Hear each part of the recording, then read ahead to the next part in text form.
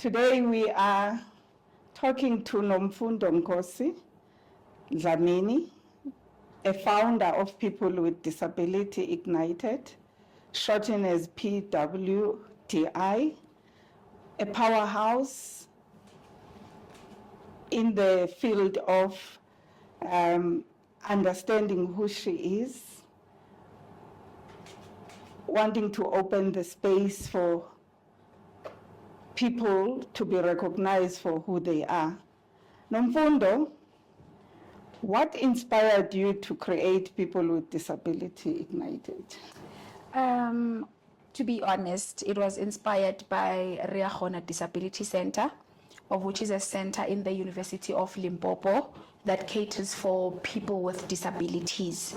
So I'm sure you're aware that in almost all universities in South Africa, there's a center for people with disabilities where they get assisted with their registrations and university stuff, let me just put it that way. So how it made our lives easy in the campus, that's what inspired me. And I thought of those that are not within the campus, that are in underprivileged communities. And I thought if we could have such an office in our communities, life would be easy for all people with disabilities, because I believe that it's not every person with disabilities that's found in a university institution. Even if it was so, we are not there to stay forever. Yeah. So I just thought that it could really make a difference in our communities, especially in the rural areas. What are your goals for the organization? The goals for the organization, I'd really love to have different offices nationwide. As we speak currently, we don't have any because of we haven't got any sponsors in the organization. But the plan is to have 9 offices in all the provinces. Even if we are planning to also have those smaller offices, obviously, because we can't have one in each province. But the plan is just to be resourceful in our communities by having those offices, not just having offices that are there for consultation only, but resourceful offices where we'll be able to assist people with disabilities with accessing their assistive devices like your wheelchair, where we have optometrists that we're working with that would assist the blind and the partially sighted, resources like that would assist them to maneuver the world just like anybody else. Can you discuss the importance of education and professional development for people with disabilities? It's very important. I believe that today I have a voice because of my education. And I'm not saying those that are in the disability activism that don't have education are less important, but I'm just speaking out of my own personal experience that if it wasn't for the University of Limpopo, I wouldn't have started this organization. So it was the desire to seek education that helped me land in a place that would inspire me to start this organization. So to expand on this point, I believe education, number one, as I've said, it gives you a voice. Secondly, it gives you a platform to express your gifts, to express your talents, to express your passion as well, and it's mostly on knowledge, being equipped as a human being before we even go to it boosting you financially.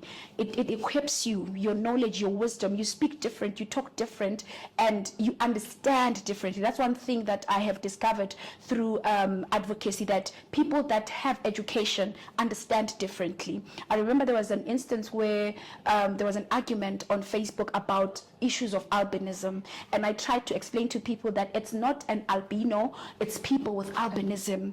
People who went to school quickly took that in, but people that do not have an education, I'm not insulting anyone, but people that do not have an education, it was difficult for them to take that in. Instead, they continued with insults with that topic. But with getting education, you also get a better way to define yourself as a person with disabilities, because we still do have people with disabilities or with albinism who still call themselves I'm disabled, I'm an albino, and those terms are not professional terms. So before you even go out, it fixes you on knowing how to define yourself, how to represent yourself, how to speak for yourself before you even stand up to speak for other people. So education for people with disabilities is very important, and I won't ignore the fact that it makes you to be economically independent. If you have your education, you apply for a job, you qualify for most opportunities compared to somebody who does not have an education.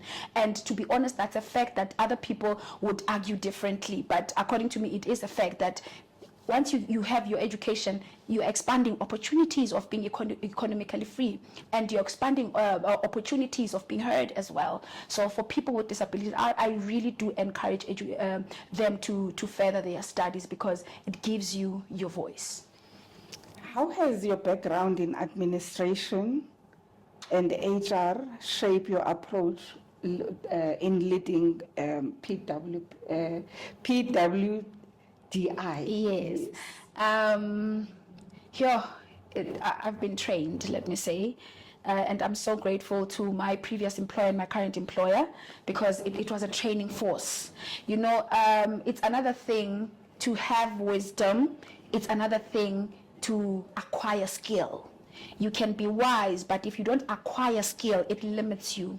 So me being exposed to HR administration, it's basically what I do for PWDI. So that was it still is a training field for me. I learned how to supervise. I learned how to lead. I learned how to rectify mistakes.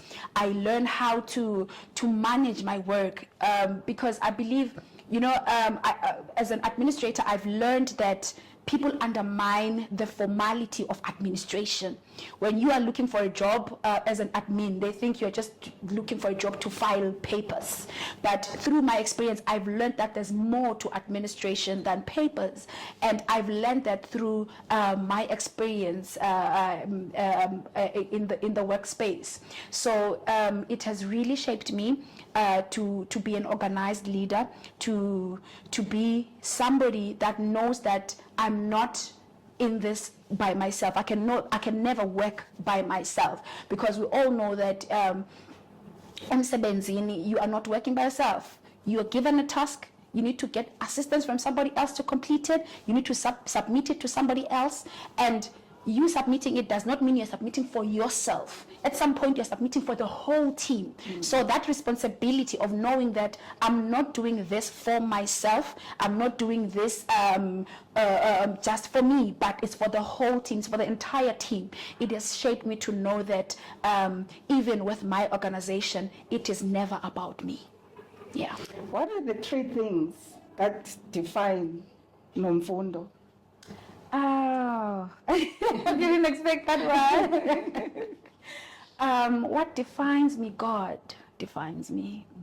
God defines me. Every time I'm asked that kind of a question, I try to search, and only God comes to my mind, because that is where I get my strength. That is where I confide in. That is where whether I'm happy, I'm sad, I'm angry, I'm not, I always find myself in God. It's a place where it doesn't matter the season that I'm in, I can always find myself fully in God.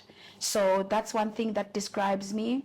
And then secondly, passion. I'm a very passionate person. And when something is not in line with what I love, you will see by the results. The results will show. If I'm passionate about something, you will see that, wow, this girl is passionate about this thing. But if I'm not, you will see by the results. The results will just be a zero. Yeah. The last question, you've answered it earlier. Yes. What is next for you? You made mention you want offices in 9 provinces. Yes. On a personal level. Yes. What is next for you, Nomfundo? On a personal level, it's quite a lot, because I do quite a lot of things at the same time. Currently, I'm looking at, there's a live recording that I'll be doing with a group called Trumpet of Praise in the Mpumalanga province on the 7th of September, which is next week, Saturday. So that's one thing that I'm looking forward to currently. And then secondly, it's the growth of my organization. I'm looking to working with big organizations to grow the organization, not just for me, but to really see people with disabilities being empowered, to see them independently taking care of themselves, their families, because I think there's one thing that we forget when we talk about people with disabilities. People forget that we also want to have families. Somebody who is using a wheelchair also desires to have a family, or they already have a family and all of that, and they would love, it's anyone's desire to be independent in taking care of your own family or yourself. So it would really give me joy to work so hard until I see people with disabilities independent. Nomfundo is a dreamer. Nomfundo believes in God. She knows for the next step she's going to take, if she put God first, she's going to achieve it. Nomfundo wants to help a lot of people. She knows her hard work, dedication, and the drive will propel her to the next level. It's people living with a disability. They are also human beings like all of us. They have everything that we have. They have aspirations. All the best, Nomfundo, and thanks for spending the afternoon with us. Thank you so much. It's appreciated. Thank you.